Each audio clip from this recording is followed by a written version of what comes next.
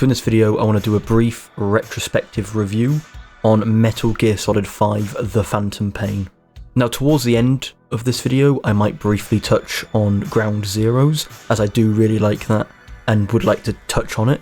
However, it is the demo to this game really, and I want to right now get into the main game, which is The Phantom Pain. Now very quickly before we start, I'm going to be extremely brief and quick about all my points, and I'm not going to go really in depth at all, but I'm going to link a video in the description below that was made a few years ago at the time of me recording this, which is my favourite review I've seen on Metal Gear. I don't necessarily agree with all the points that they make, but I think that their review is very, very well done, and or their retrospective, or whatever you want to call it, and I want to put it in the description just in case you want to watch something a bit more in-depth. But without further ado, here's my review on Metal Gear Solid 5 The Phantom Pain. Now starting off with gameplay, the first thing that this game is probably known for, or Metal Gear as a whole, is the stealth, and I want to say the stealth in this game is superb. It is very, very well done. In fact, it might be the best stealth game I've ever played in terms of just pure stealth. I'm not saying it's the game with the best gameplay I've ever played, but in terms of pure stealth, it's got to be up there, if not my favourite. The amount of different ways you can approach the enemy, you can go in guns blazing very stealthily. I just think the amount of options available to you is very, very solid. Obviously, it's not absolutely unlimited. That would be very impressive and not feasible. But in general, speaking rather metaphorically, I think the amount of variety in this game is absolutely superb and unlimited in a metaphorical sense. I like that when you mark enemies, like you can mark enemies through walls with your telescope. If you look at them or if you aim at them with a gun, it will mark them, although sometimes that is a little bit finicky with the gun. But so usually I use a telescope, or the binoculars. I believe they're binoculars actually, not a telescope. But you can mark enemies so you can always see them through walls, and if you reset the checkpoint or you die, when you respawn, all those enemies are already marked for you, so you don't have to constantly redo that, and I absolutely love this. Now you could say it's me being a noob player and this is why I like it. That doesn't bother me. I think it's a very, very solid thing to have in the game, and it takes away a lot of the annoyance that would have been there otherwise. That being said, getting onto enemies and you spotting them, they actually spot you very, very easily, sometimes in the most silly situation. Very rarely did I have this happen to me, but a few times while playing through the whole game, I did have enemies spot me when they shouldn't have been able to spot me. Now I understand people like the game being hard, but there'll be an enemy that can't see me if I'm right up in their gills, yet they see me from about 50 metres away at night time in a room through a window, I believe, but there's not even a window there. I mean, this gameplay will speak for itself. I'm not really sure how the guard spotted me, but that was very few and far between, so I don't want to make this out to be as if it's the norm, which it definitely isn't. Now I also find fall damage in this game to be very, very harsh, but like I said with the previous point, it is not something that's very common at all. However, it is something to be wary of. I feel like the fall damage in this game is very, very harsh. And kind of in the same vein, I feel like you slide down the silliest of inclines. Snake, the character you're playing as, really struggles to walk up like the smallest rock without sliding down, which can make sometimes sneaking with enemies or crawling over rocks a bit finicky, but it will not ruin your experience at all. Now throughout the game there are these zombie enemies, like these, I want to call them exo-zombies if you get that reference, but they're by far the worst enemy in this game. I do not think they're bad, I want to make that clear, but I actually prefer they're just the normal soldier enemies which you fight most of the time. And all the bosses throughout the game are really solid and well done. I don't think any of them stand out brilliant, but they're fine. But these enemies, which you can I suppose call bosses because they don't show up too often, and there's 3 varieties of them I think. There's a mist variety, an armor variety I believe, and then a sniper variety which look quite a bit different because they're female. But all of these zombies, I think they're called skulls within the game, but these zombie type enemies are by far my least favourite because they're so tanky. So you can't use stealth on them. I mean, you can stealth past them in a lot of these sections. There's only one mission I can think of where you literally can't stealth past them. Well, even in that mission, I suppose you technically could, but you have to lose them first because they start off spotting you. However, besides that one mission, you can usually sneak past them, so you can stealth your way through, but it's just because they're so tanky, you can't actually kill them with stealth, and I don't like that. I feel like that should be an option, and I think that's why they're my least favourite enemies, but they're still not horrifically bad at all. They're just my least favourite out of a good bunch. And then getting on to my last few nitpicks about the gameplay, and then we'll get on to some positives because there are quite a few positives to talk about. I don't like how in the base, so you have this home base throughout the game, I do not like how the gap between platforms is so big. It feels pointlessly long to traverse this entire huge, long platform that's just annoying. And like you can use a chopper as almost like a fast travel, a helicopter. However, you have to wait for the helicopter to come down, then faster. So it's not necessarily, it is faster, but it's not that fast still. I just feel like the platform shouldn't be this far apart. I just feel like it looks silly. Maybe it's more realistic, I don't know. But you can take apart some realism, especially in this game, for it looking or feeling and playing better. And then my other nitpick, and this is kind of gameplay, maybe visual, is that the base you have just feels empty. There's a few like shooting drills you can do which are pretty poor, but besides from that, and I think there's one mission that I can think of that's an important side mission that happens here, there's really no point to ever be in your base. It seems like such a pointless part of the game. And honestly, I spend more time in the helicopter than I do at this base, genuinely. So I do not believe the base even serves a purpose. I know lore-wise it does, but as a gameplay purpose, it seems like it serves none. Now, going back onto positives, I absolutely adore the normal enemies, and even, well, all enemies really, but especially the normal, like, guard, soldier / enemies. The way they adapt. If they see you, they might come search, they'll message on the radio. If they hear a gunshot, they'll message on the radio. They seem to be very intelligent, but not so intelligent that they're unfair. So they feel intelligent, they feel like a challenge, but it's not so much of a challenge that they'll spot you 50 meters away in the dark whilst you're prone, like maybe somebody would in real life, right? So the guards aren't completely realistic in the way that they are, but they're difficult enough. I think their balance, basically what I'm trying to say is the balance is absolutely perfect. They feel difficult and challenging, and especially the way they adapt to their surroundings and their environment, especially if they hear a rustling or a guard sees you or they find a dead body of a teammate, but they don't feel unnecessarily hard, especially in a game that has no difficulty setting. The game does adapt to your difficulty depending on how well you're doing at certain aspects. Like if you keep hitting headshots, they'll wear more helmets, which I think is rather cool. Yet again, adapting to you, I suppose, but there's also ways to make guards have less helmets, so you can strategize around that. But in general, I love the normal enemies in the game the most, but even like I said, the zombie bosses and stuff aren't bad necessarily, but just the standard enemies you fight all throughout the game, I think adapt very, very well to you, and I think they're a very solid and a big reason as to why the stealth of this game is just so great. The amount of weapons and customization throughout this game as well is very, very well done.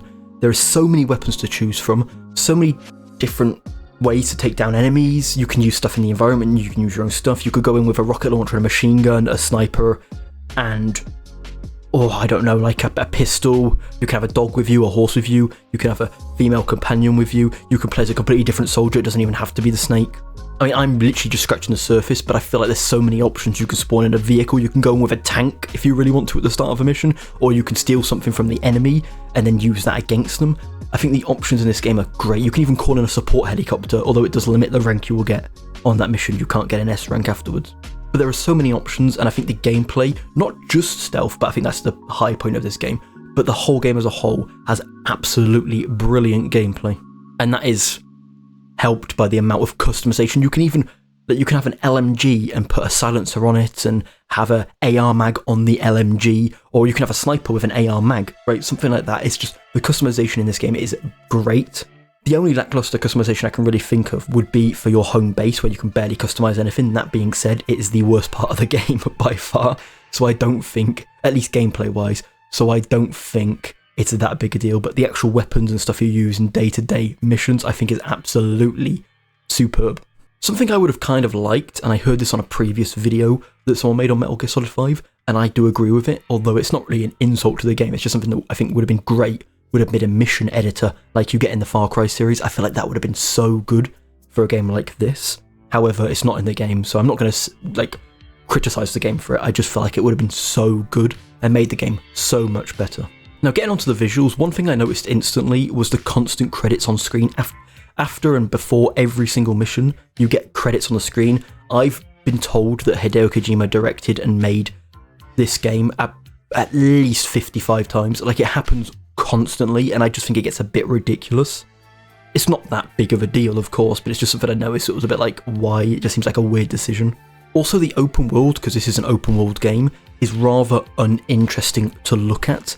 That's not me saying it's bad graphically, because I think graphically this game looks very, very good, especially considering it came out in, I believe, 2015. It looks very, very good in terms of just graphical fidelity, but if we're talking the actual world design, I think the levels look great, or sorry, gameplay-wise are great. So in terms of the way objects are placed and stuff, I mean, this could go into gameplay as well as visuals, but I feel like the level layout's very good for the side missions and for the main missions. However, the actual open world itself seems very dead, there's nothing going on, and overall it's not designed very well. In this game, I generally feel like it doesn't benefit from being open world. And the last thing on visuals is the draw distance can sometimes be poor. I was playing this on the PS5, but it was the PS4 version because it's not a next-gen version or a current-gen version.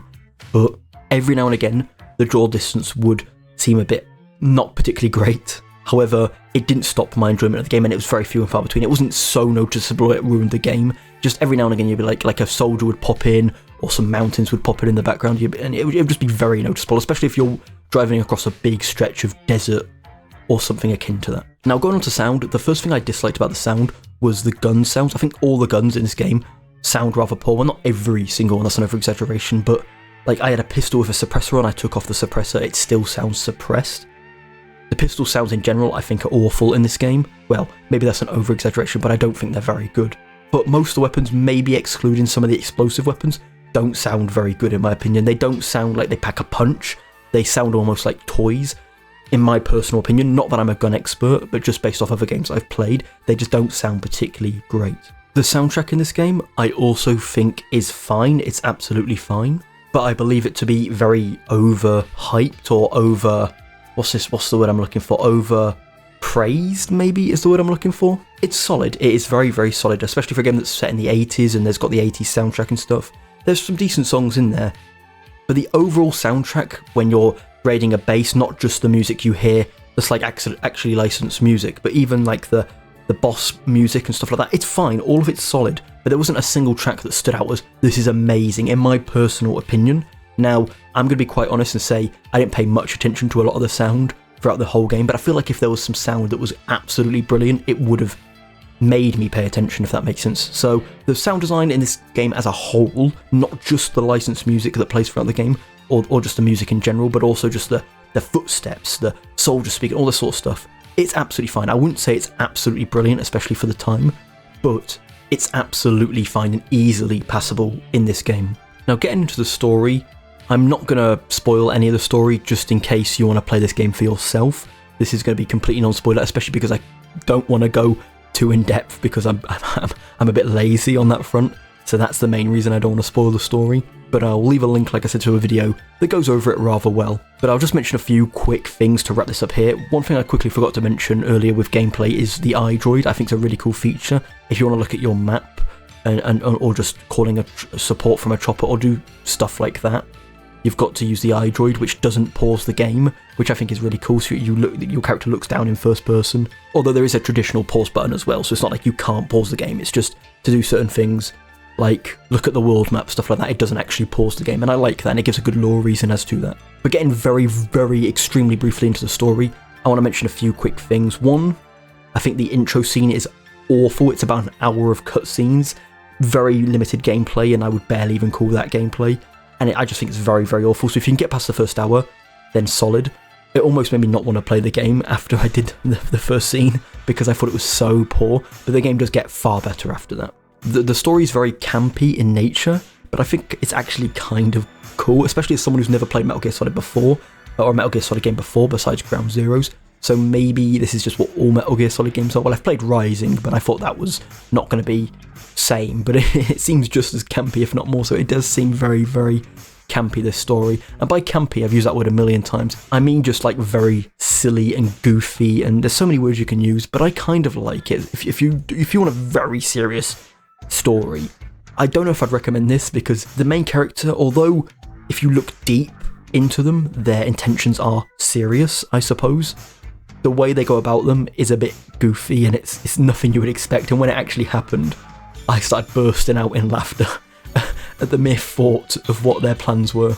There is a plot twist in the game, which I think is handled very, very poorly. Like I said, I will not spoil it, but it's handled very, very poorly in terms of there is not very good clues leading up to that plot twist. It just feels like it comes out absolutely nowhere. The pacing of the story is a little poor. I feel like it could have been condensed a bit better, could have been a bit quicker. It didn't need to be as long and drawn out as it was, in my opinion, but that's just for me. There's also cutscenes for this thing called the Battle Gear, which is like this walking tank, but there's like 3 cutscenes, I think of it, 3 or 4, and you cannot use it at all. So they obviously had the intention of making you be able to use it and then took it out in the game. Maybe it was like broken or something, I don't know, but they kept the cutscenes in. So I don't know if I'd put that in story related, but I just think that's stupid. They should have just taken that out. It seems a bit dumb. I was so confused until I saw a review of someone saying, oh, you can't actually use this, and I was like, oh man. So I just got clickbaited, or misled is a better way of putting it. The main character you play as, Venom Snake, I think is a solid character, and there is a character you meet later on, minor spoiler for a character you meet, I suppose, so if you want to skip 30 seconds, but called Eli, which I think is an abysmal character. I think they are so poor. But overall, those are my very little good and bad points, I suppose, to the story. I don't want to go in depth on it. Overall, I think the story of this game's average. It's absolutely fine. It's not a high point of this game at all, but it's definitely not as bad as I think some people give it credit for. So just before we end and I give my final score, I want to quickly, very briefly mention Ground Zeroes, which was the game that came out a year prior, I believe, which is the first Metal Gear game I actually ever played, and is the demo, even though it's paid for the Phantom Pain. It really is a demo. It's set 9 years before, it's a prequel. And the reason I want to quickly mention this is because not only is it very similar, it's on the same engine, very similar controls to the Phantom Pain, but I actually prefer the mission structure of this. I think the mission in Ground Zeroes is better structurally than any single mission in the Phantom Pain. Now, the Ground Zeroes isn't open world, so maybe that's it, I'm not quite sure, but I just feel like the stealth in Ground Zeroes, it feels better, the layout feels better than anything in the main game. That being said, obviously the main game overall is better just because the amount of stuff there is there. But I did want to mention that because I feel like the structure in Ground Zeroes is better, and it does have a soft spot in my heart. I think gameplay-wise, this game is almost, if not a 10 out of 10, I think it's very, very good in that department. It's just let down by a lot of the other things. The story, although not as bad as some others claim it to be, in my opinion, it's not brilliant by any stretch. The open world is extremely dead. The sound design's average, in my opinion. So besides gameplay and visuals, which are very, very good, I think overall as a package, the game is definitely above average, but it's definitely not a masterpiece by no means, in my opinion. So overall, I'd give the game a 7 out of 10.